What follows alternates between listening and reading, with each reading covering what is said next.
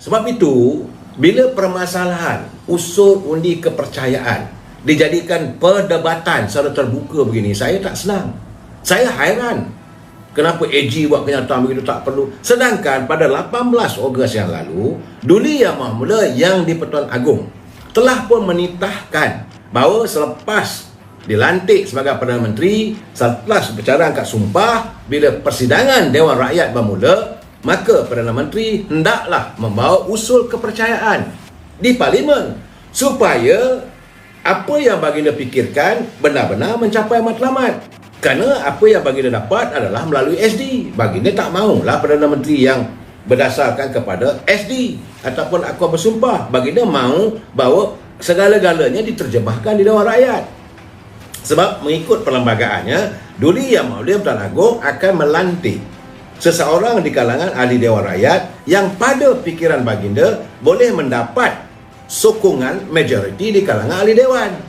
Ni yang duk bertelagah orang kata tak perlulah. Ini lebay-lebay pas ni pula nak bodik ni kata tak ada keperluan. Apa masalahnya? Sidang Dewan berjalan, lepas titah agung, masuk hari kedua pada 13 bulan, bawa je usul. Tuan Speaker, saya dengan ini mahu usul undi kepercayaan terhadap Yang Berhormat Perdana Menteri. Jadi Speaker kata siapa yang sokong setuju, setuju. Yang tak setuju, tak setuju. Bukan ada perbahasan pun, bukan nak maki hama pun, tidak. Tapi kalau tak ada keyakinan, jadi kenapa takut? Saya tidak yakin yang Berhormat Datuk Ismail Sabri gentar untuk menghadapi. Be a gentleman lah. Kita harus menjadi anak jantan. Pemimpin pun mesti menjadi pemimpin yang bersikap anak jantan. Masuk Dewan, kalau ada orang sokong, tak sokong sudah. Ini bukan bawa mati jawatan ni. Ini masalah sekarang ni saya tengok AG ataupun Peguam Negara cuba membahaskan tidak keperluan. Ini kenapa dibahas secara terbuka benda macam ni? Rakyat dah bengong jadinya. Tak habis-habis dengan politiking. Sebab itu saya katakan mudah-mudahan sidang Dewan Rakyat nanti Datuk Azalina Osman dilantik sebagai speaker. Senang. Ini tidak. Dan kalaulah terbukti tak ada sokongan, kerajaan hang dan sebagainya, terbaiknya buat pilihan raya. Rakyat akan ready yang takut benda. Ini keadaannya saudara. Jadi kita kena ikut aturan. Jangan kita rasakan kita berada di anjung kuasa. Bila orang kata nak buat begini tak boleh, ini tak boleh. Duli Yang Maha Mulia Pertuan Agong dah bertitah. Ikutlah titah baginda. Supaya apa yang baginda fikirkan dipersetujui oleh rakyat. Kalau ahli-ahli Parlimen, ahli Dewan Rakyat tak setuju, tak adalah. Jangan kita ikut pimpinan yang terdahulu. Orang kata tak ada keabsahan, tak ada legitimasi, dia tangguh, ditarik, akhirnya meledak. Untung kerajaan. Siapa yang untung? Rakyat susah selama sebulan lamanya. Bahawa kementerian tak bergerak, menteri tak tahu, rakyat tak ada, jadi sebulan kehidupan rakyat tidak ditangani, tak disantuni. Jadi kerana sekarang ni, kalaulah bawa dalam Dewan Rakyat nanti, kalau tak setuju, tak ada keabsahan, tak ada sokongan majoriti, buat pilihan raya once and for all. Dan sebab kita nak bergerak ni, negara perlu digerakkan. Kita tak boleh stand still, kita tak boleh begini selama-lamanya. Until when?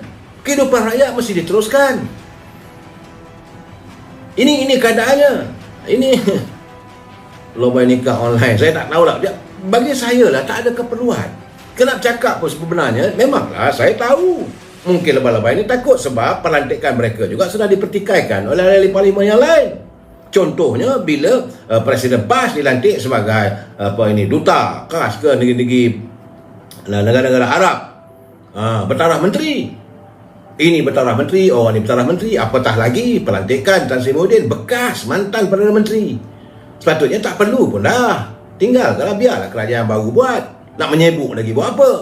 Jadi ini keadaannya, jadi anda takut mungkin sebab itu mengundang amarah di kalangan ahli Parlimen. Ini tangan yang bercincang, barulah yang memikul. Bagi saya, jadi soal sekarang ni, soal perdebatan tentang undian keabsahan. Tak lama mana pun, sekitar 2,5 jam. Dan dia dah bertempuh bersidang lama. Apa ada masalah? Saya heran benda yang kecil ini ditimbulkan. Bila benda yang kecil ditimbulkan, akhirnya matlamat yang besar yang tidak dapat dilaksanakan dengan baik. Kita menghadapi masalah sekarang ni, dengan masalah dunia luar, masalah pelabur, masalah bagaimana nak menggerakkan ekonomi kita, kesihatan kita. Sekarang ni ada pula orang kata tak nak COVID, tak nak ini vaksin, ada kata tak nak pakai pelitup, macam-macam lah. 1001 macam masalah. Jadi masalah keabsahan ini, undian, usul kepercayaan ini jadikan masalah besar. Bagi saya ini bukan satu cara untuk menangani masalah. Saudara, ini begitu juga ni saya tengok sebenarnya saya nak bagi tahu pada Dr. Mahathir lah. Time for you to retire. Sudah. Kenapa tidak mengambil contoh pada Pak Lah? Tun Abdullah Badawi, dia dah serah jawatan dia pada Datuk Seri Najib. Okay, you carry on. Dia berehat. Dan kita pun ada kasih dan sayang kita. Ini masih lagi nak campur lagi, dok mengatakan bahawa tidak mahu ada Perdana Menteri Jutawan. Saya nak bagi tahu, bahasa Inggeris mengatakan, if you stay in the house of glasses, don't throw a stone to other people's house. Rumah anda berdinding kaca, jangan balik batu rumah orang.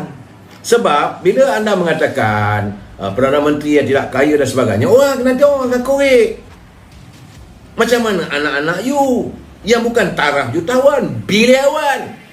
Kenapa benda-benda ni ditimbulkan lagi? Apakah anda mau mengundang amarah rakyat? Rakyat dah okey dah. Memanglah geram, bukan tak geram. Tiba-tiba anak Perdana Menteri. Mana ada Perdana Menteri yang punya anak yang semua bilioner?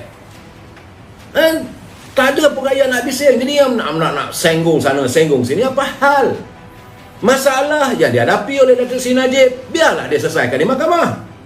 Yang anda nak kata, ini anda bukan peguam, you are doktor.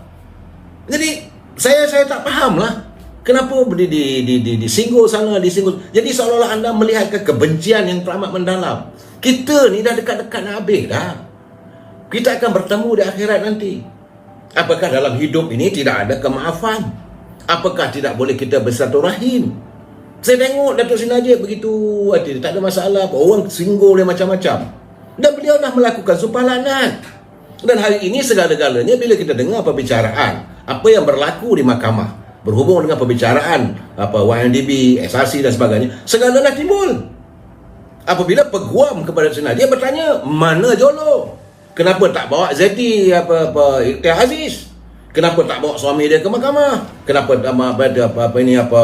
Faizal? Ramai lagi. Kenapa Datuk Najib seorang saja? Sehingga akhirnya dalam keadaan sekarang ni orang dah nampak lihat. Dan Datuk Seri Najib pun telah melakukan sumpah laknat. Ini bukan main-main saudara. Jadi dalam keadaan ni saya bukanlah nak membela Datuk Seri Najib, tidak. Sebab tu saya tak mau campur urusan perbicaraan. Saya tengok, saya kata dah timbul satu persatu. Jadi tiba-tiba orang kata tak boleh kerja di jutawan. Ada you seorang kerja di jutawan, orang lain tak boleh jadi jutawan. Tak boleh begitu, tak boleh ini. Bagi saya yang terbaik, saya nasihatlah pada anak-anak Dr. Mahathir ataupun mereka yang rapat dengan Dr. nasihatlah. Jangan sampai rakyat membenci seteruk-teruknya. Enough all the damages yang you dah buat. Sudahlah. Tak apalah, biarlah kami warga bangsa baru ni, generasi baru, yang anak muda kita ada, kita nak santuni negara kita ni. Kita nak bina negara kita ni. Kita tak mahu lagi ada segala-gala masalah-masalah. Sebab itu saya cakap terus terang, saya bersetuju dengan apa yang dilakukan oleh Presiden UMNO, Datuk Seri Zahid. Beliau memilih untuk membela diri di mahkamah. Apa nak jadi pun jadilah. Kalaulah ada dalam undang-undang, ada klausa dalam undang itu mengatakan dia bersalah, okey. Tetapi kalau kita dengar daripada hujahan daripada peguam, dia kata it's very unfair. Sampai 87 tuduhan, kesalahannya satu. Wang daripada Yayasan Akabudi, tapi dibela macam-macam. Saya tak mau campur lah, itu urusan mahkamah. Tetapi bila kita dengar penghakiman, saya baca bersaing dengan kepala, sampai begitu sekali. Cukup lah. Jadi biarlah mahkamah menentukan. Datuk Seri Najib kalau dia bersalah, biar mahkamah menentukan. Kalau dia tak bersalah, biar mahkamah lepaskan. Dan kalau Datuk Zahid Hamidi, kalau beliau tak bersalah, biarlah mahkamah melepaskan. Kenapa anda takut? Masalahnya, why you scared now?